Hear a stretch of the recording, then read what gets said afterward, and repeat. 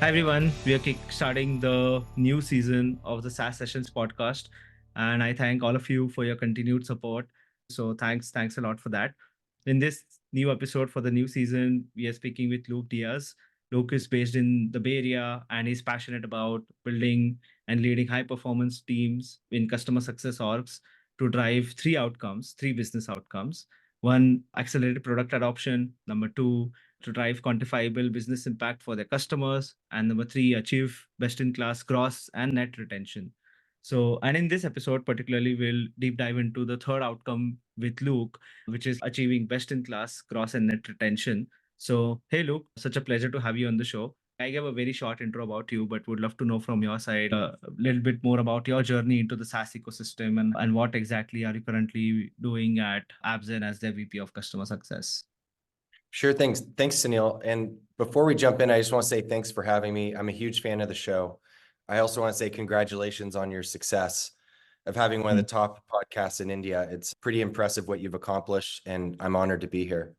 Thank you. Thank you. Yeah, of course. I guess a good place to start is from a career perspective. I actually started in finance.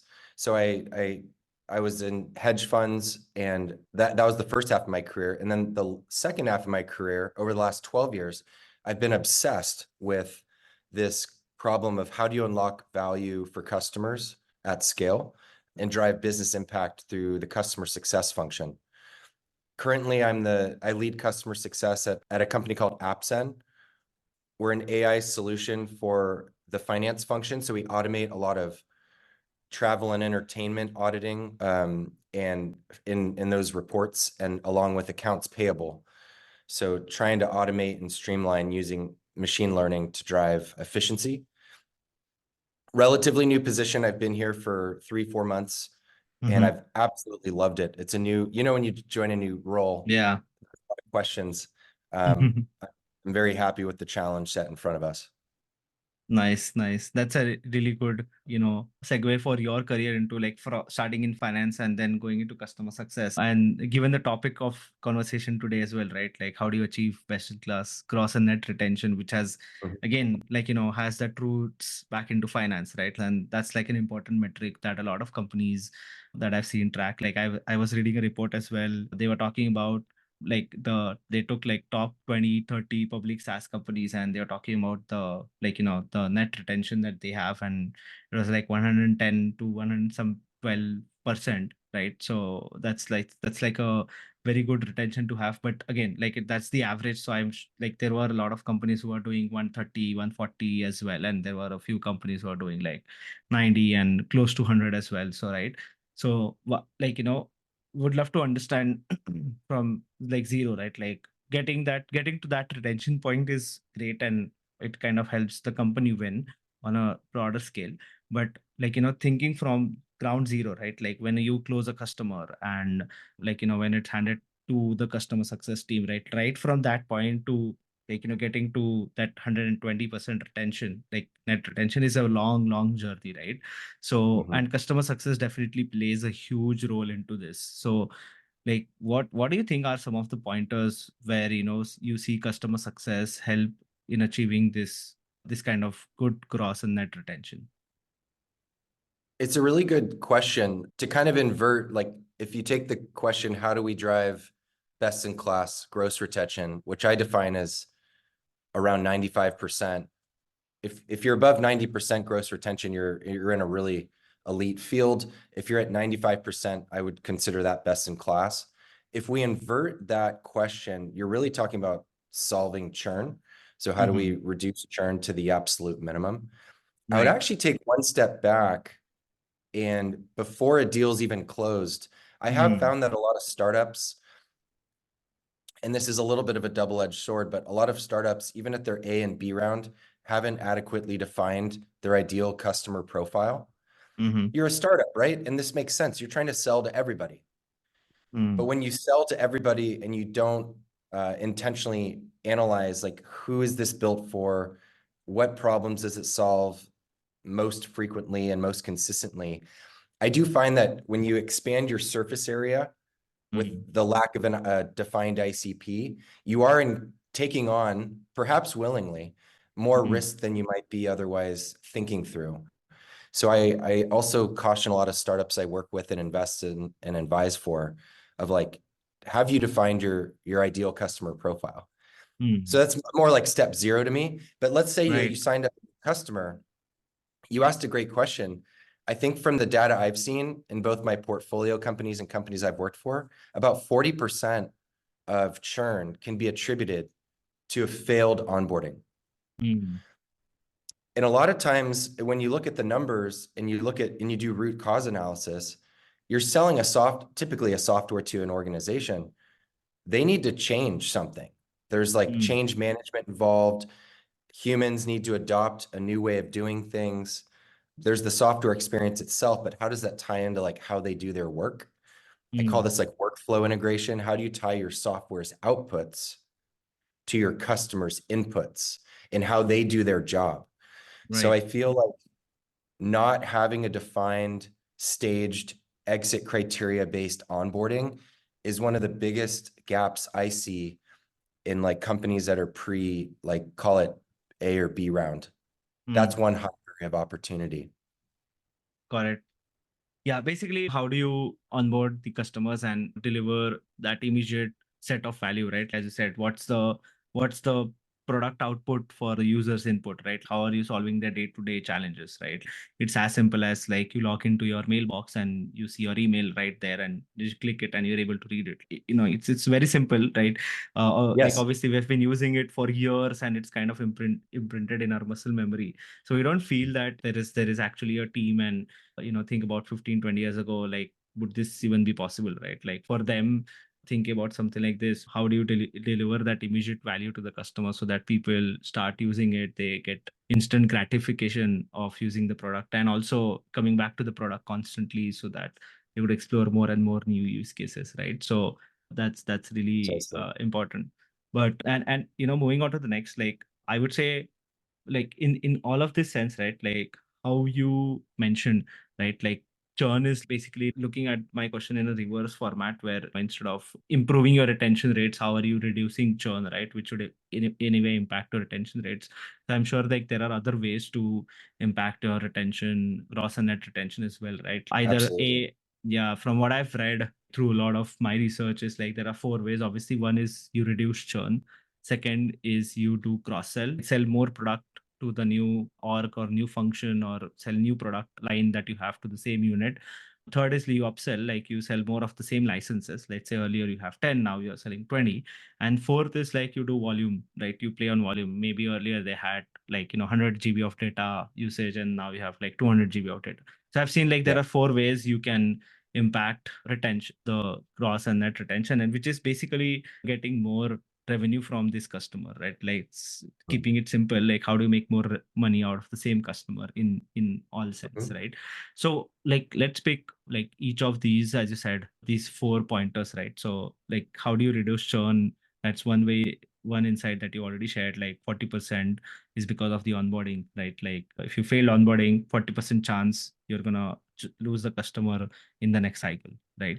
So what other insights do you have with respect to the next three, right? Like when you talk about upsell, cross sell, and volume sell in general. That's a great question. And I do caution founders when thinking about uh, there's gross retention, right? And then there's net retention. Net retention is inclusive of gross retention. Hmm. It's a net, that's the net number. And so I do caution some folks when you're thinking about optimizing for net retention, you can have phenomenal Hmm. like expansion of your product. Maybe you have a phenomenal sales team. Maybe you've really dialed in the new go-to-market motion. But if you Hmm. haven't solved gross retention, customers that sign up stay with you, really good expansion can mask Hmm. a gross retention problem. So I just want to make sure that we really put a bow on the gross retention piece, because it's really the foundation of the revenue model. And like SaaS doesn't really work if you're retaining at 80% customers. The third thing that I'll just add quickly, besides lack of an ICP and lack of a defined onboarding, is when a customer does churn, Hmm. that's super valuable. right? Like as a Yeah. founder, alarm bells should be going off like, oh my goodness, we promised something, somewhere we went off the rails. Mm, And so what I've observed in a lot of startups is there is not a defined churn post-mortem process. mm, When I was hired as the first CSM at Optimizely, a company that I joined, it was my first tech job. I made sure that whenever a customer churned, which thankfully wasn't too frequently, we had all these defined 15 fields in Salesforce, very structured questions about why they mm, left. And then that would trigger an email that went to the whole company. The whole company mm, wasn't that big at the time. It was like 40, 50 people.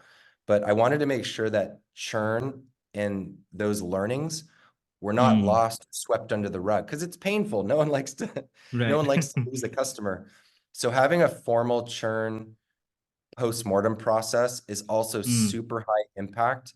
And then ideally you review that with the executive team on a quarterly basis, just so you're always on top of like, why are they churning? mm, Is it the market? Is it competitive shift? Is it a lack of features? Is customer mm, success not driving adoption? There's a lot of mm, reasons, but that's just one other thing I'll add on the gross retention side. mm, And then moving to the second half of your question, I do think of expansion similarly. You mm, have like upsell, cross sell, and then there's a lot of different ways to think about that. The biggest thing for me, Sunil, is getting the incentives right. Like mm, there are so many go-to-market teams where the CSMs and the AEs have very different compensation structures. mm, A common one I've seen is customer success is entirely gross retention focused, mm, and the sales team is almost always pure mhm, new business and expansion. And so they're operating in different worlds. What I found, which is really powerful, is aligning incentives. And this doesn't work 100% of the time. mhm, But at AppZen, we recently rolled out our comp plans where both CSMs and AEs have an incentive, a part of their variable driven by gross retention mhm. and driven by net retention. So it's the first Interesting. time at the company that all of go-to-market is aligned on gross retention and net retention that literally determines their bonuses that we pay out quarterly. So I feel Mm, like incentives, to take the words of the late and great Charlie Munger, is like you have to get the incentives right. mm, Uh, Charlie Munger, as maybe a lot of your listeners know, he was big on psychology and he had these 25 right. psychological tendencies. He calls this one the reward punishment super response, but he basically says, hey, even if you appreciate the power of incentives, you're likely still underestimating how important it is. So I spent a lot of time on comp and making sure we Mm. get that right. Nice, nice. I would love to know like how did you structure your comp where your AEs also are focusing on gross retention? Like I would love to double click on that. But before that, I would love to know you mentioned about the churn post-mortem process, right? So you had these 15 fields on Salesforce that whenever a customer churn, like either they get automatically filled through some survey or maybe your CSM is going and filling those fields. So what does that post-mortem look like? And do you recall any of these fields that you had?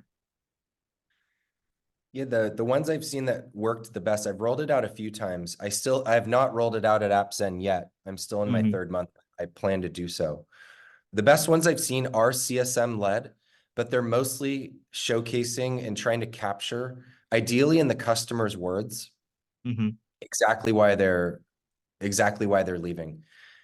It's easy to create a field in Salesforce and say churn, product issues, like, but that doesn't really mean anything. But when you hear the Yeah. customer say it, and I've done this two ways. One, I've quoted them and put that in our CRM. And the Mm, second way, which was much more powerful, if I notice a churn theme, a lot of folks are recording calls now through Gong or Chorus or one of these many mm, tools, which I love, is you record the snippet of the churn conversation where the customer is mm, telling you exactly why you failed them or why yeah, from their words. And then you play that video snippet for the CEO and maybe the whole leadership team, because sometimes they can be a little bit removed. mm. It is such a visceral reaction to hear a customer telling you, like literally breaking up with you, and they hear Right. it. I feel like that's more powerful than any Salesforce report. So I try and enrich the data with stories, as long as the stories I'm telling or the videos I'm sharing are representative of the theme. So Right. that was one way that I highly recommend sharing this information and Mm. not avoid the painful topic of churn. Yeah. Yeah. It's like literally getting a closure from your customer in some Yeah. way.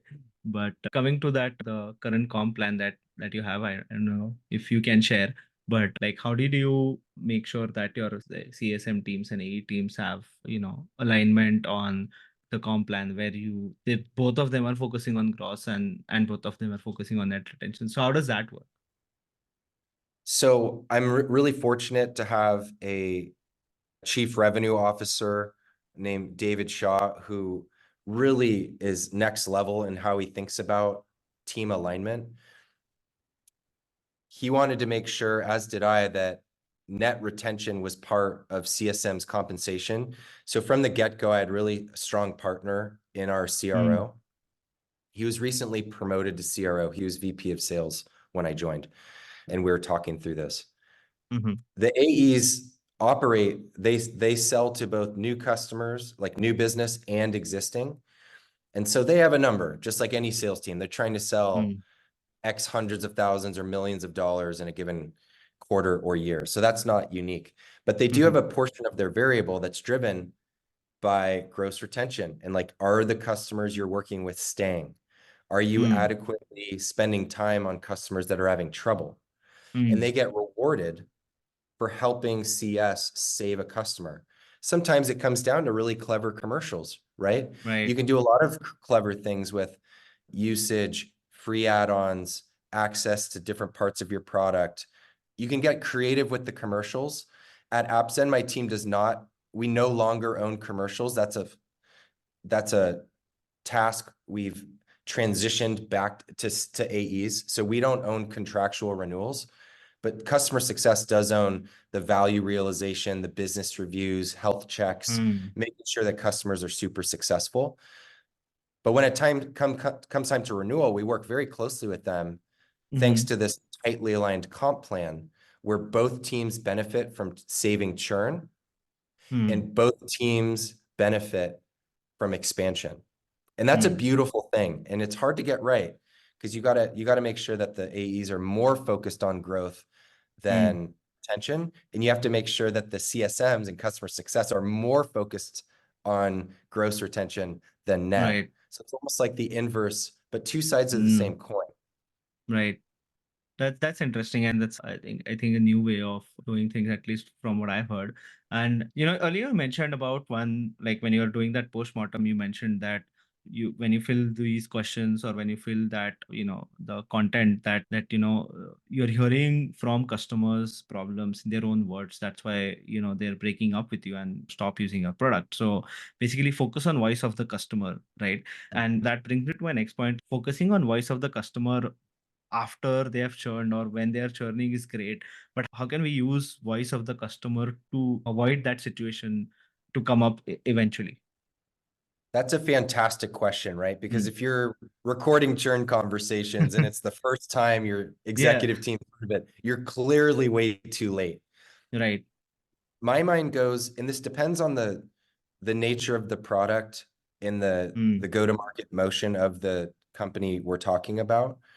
But if to your point about upsells and like how important is usage mm, to the value of the product, usage is pretty powerful, right? Like if you're not using the product, right. you're not going to get value from it.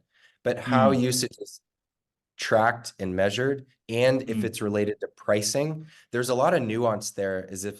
Is the value metric or the usage metric you use mm. aligned with value? So that's like we could spend a whole podcast talking about that. But let's say that usage is important and it's aligned with the value your customer receives. Clearly, there's going to be some early warning systems Right. or early warning signals in month 3, in month Mm, 6, month 9. We're in the process of re-architecting our health score, which is a combination of their level of engagement with us, literally their mm, number of meetings, last business review, email response rates, stuff like that. So engagement Mm, is a big part of it. Product usage is a huge part of it. How much are they consuming? Is the product configured in the optimal way? Because we happen to have a product where you can use it a lot, but if it's not configured properly, you're not getting optimal value. mm, So product usage and engagement are the two biggest drivers of that. mm, And if you have that in place, you have these early warning systems. Every week I send a report to our executive team and say, hey, we've identified, call it 20 churn risks this fiscal mm, year. Here's the exact reason why and the next steps and what we're doing about it. And so it's less about it's about the voice of the customer, but I'm trying to put it in terms of problems that we're trying to solve right. and making sure that the executive team we have a 9-person executive team, making sure Mm, that all of them see those risks, see the voice of the customer. Some mm, of these renewals are 11 months out, right? We got mm. plenty of time to right the ship. And that's on a weekly basis, we're updating that. So that's one way that I try and share the voice of the customer, mostly focusing on like where our customers not finding value Mm. in what we called a churn risk. So that's one way to approach it. Nice. That's one thing. One thing you mentioned very interesting, right? Usage is interesting and a important factor to consider when you are taking voice of the customer, where they're not actually speaking with you, but you can obviously see from the analytics how they're using the product and the data talks to you, right? Like how are they actually using? So what are some of the usage metrics that you generally track and see that is working? And the reason I ask is like I've implemented a bunch of tools across my career, and I've definitely like churned a lot as well, like where I have said, hey, this is not working out, bye bye, and we are definitely not going to renew. and Mhm. and the reason was never that we are not using the product, right? Like we use the product, like we have paid for it, so we use the product, so we were high on usage metrics for them. So probably the data that they saw, they felt like, hey, this is great, like Sunil is using the product and there's no issue. And but when the renewal conversation came, we were like, hey, you're not so happy and you want to move out, right? So like how do you avoid these gaps, right? Like where data can tell one story for sure, it has its own ways of telling a story and how it's represented, but there's Mhm. also how I'm perceiving it, right? Like I can see Mhm. like Sunil was a great user. He was logging in daily, weekly, and using all the core Yeah. products and everything. But at the end of renewal time, he churned. So why that Yes. happened? So how do you fix this gap particularly? It's a fantastic question.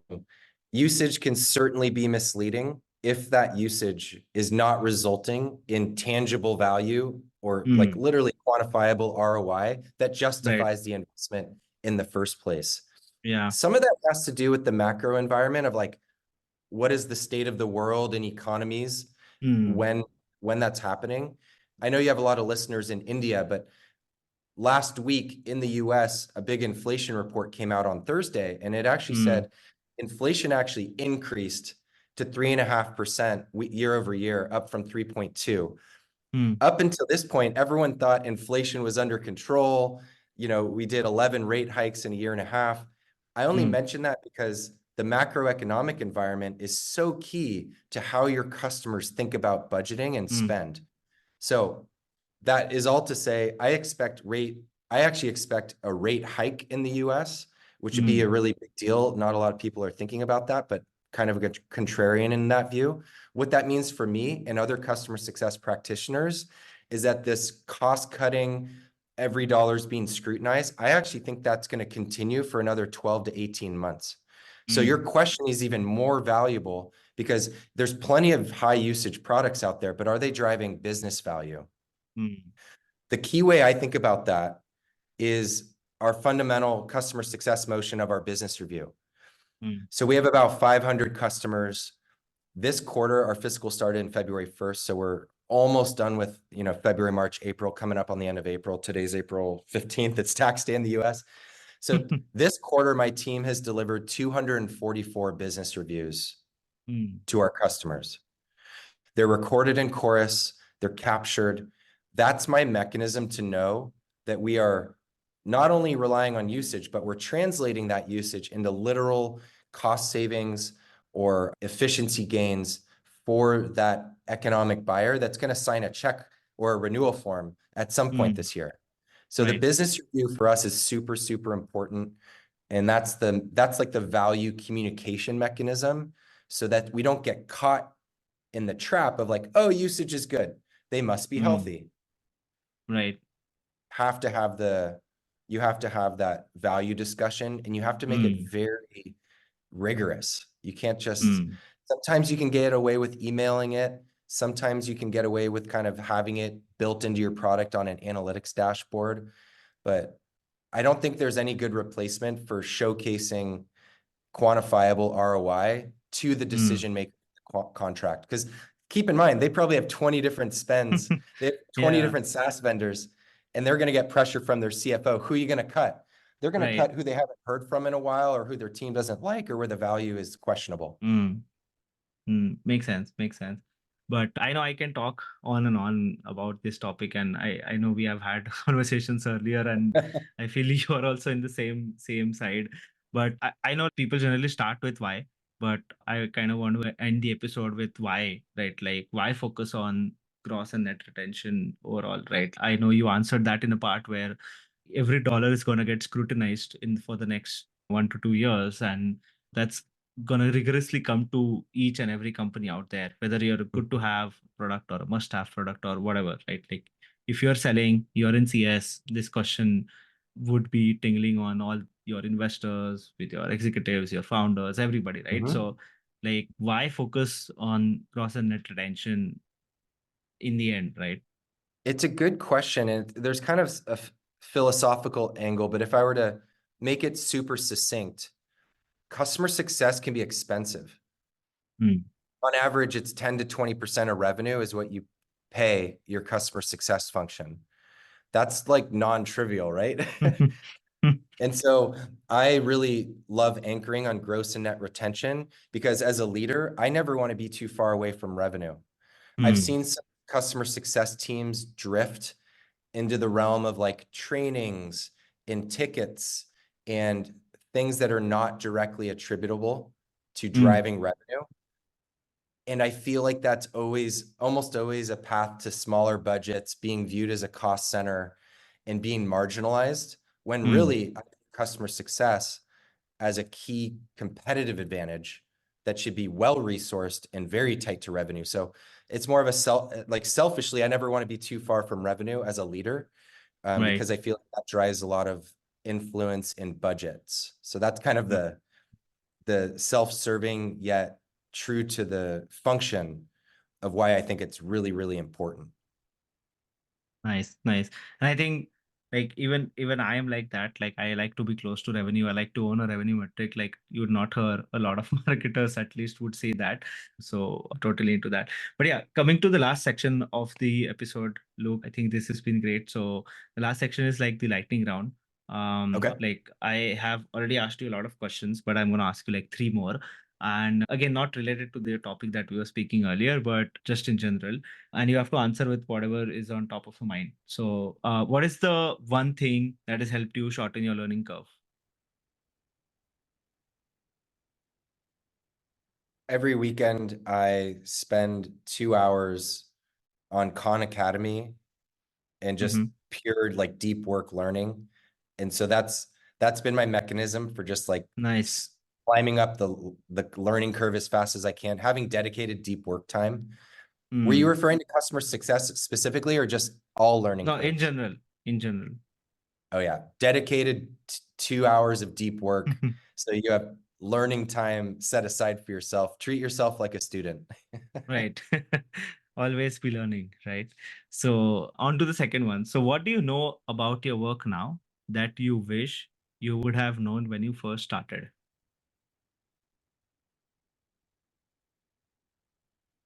I think what influenced me the most was a quote I heard from Frank Slootman, former CEO of ServiceNow, former CEO of Snowflake, arguably Mm. one of the best CEOs in history. He said, "We do not operate through title, we operate through influence." Mm. And that was one of the most empowering things I've ever heard. because whether I was a CSM or a manager, whatever my title was, I could influence the company Right. by what I did. And that is your true power. It has nothing to do with title. We operate through influence, not title. And that's very empowering. And I wish I had known Nice. that when I was a CSM when I first started. I think I didn't take enough Nice. risk. Yeah, or speak Yeah. up loud enough. Now that you say it, like I wish I would have known that when I first started with whatever. But it's really interesting take. And then the last one, right? Like, what did your biggest professional failure teach you? Two come to mind. The most succinct one is I've made a few hiring mistakes where I Hmm. unfortunately had to manage them out or terminate them within three months. I missed some things during the interview process that I've since customer success. We're all people, a lot of people, like we like talking. There's like an element Yeah. of relationships and rapport, and it's easy to be swayed by that likability factor and overlook critical skill sets that are Hmm. needed to do customer success effectively in Hmm. today's world. So hiring mistakes are one of the biggest. Thankfully, I've only made a few of them, but that has informed and improved my hiring process, taught myself to almost like de-bias myself on the relationship, likability, that element, and dive deeper into the hard skills of like, can they do SQL queries? Can they work with big data sets? Can they tell a Hmm. data-driven story? How do they navigate failure? Like a lot of the things I should have been indexing on, I was not indexing enough. So that's a big one for me. Yeah. No, I think like I've spoken to a lot of founders on the show, and like I've seen this being very, very common with a lot of founders when they are making their early hires, and this is very common. But it always teaches, I feel. It always like there's a lot of learning there. So, but yeah, thanks again. Thanks, Luke. You shared a lot of insights on like achieving best in class gross and net retention from a customer success point of view. And I'm Yeah. sure like these are very, very insightful points that a lot of people now that the dollar is getting scrutinized would focus on. If not now, then maybe eventually after listening to this episode, I guess. So again, thanks for sharing all these insights and taking time and coming on the show. Yeah. You just when we spoke a while ago, you recommended a book to me called was it Creative selection. Yeah, Creative Ken Selection by Cosienda. Ken Cosienda. Oh my goodness. Thank you so much for that recommendation. I'm like halfway through. It's a phenomenal Oh, book, The Design nice. Process at Apple with Steve Jobs. Yeah, I mean, thank you so much for that recommendation. yeah. We also talked briefly about net promoter systems, and like a lot of companies have Mm. NPS, but we didn't really talk too much about net expansion. But one thing I've noticed is companies like they have some sort of NPS program, but then the question is like, would you recommend this to a friend or colleague? But they never ask. A lot of customers or companies don't ask the promoters, Mm. hey, who else do you know that could benefit from Sunil's product? So another like Yeah, low hanging fruit for expansion is like literally asking promoters for them to refer people. right. It's 90% of the time no one does it. They just track it. Yes. But anyway, I really had an enjoyable conversation with you. Thanks so much for having me on your show. Amazing. It's my pleasure to have you, Luke. Thanks. Thanks for coming on.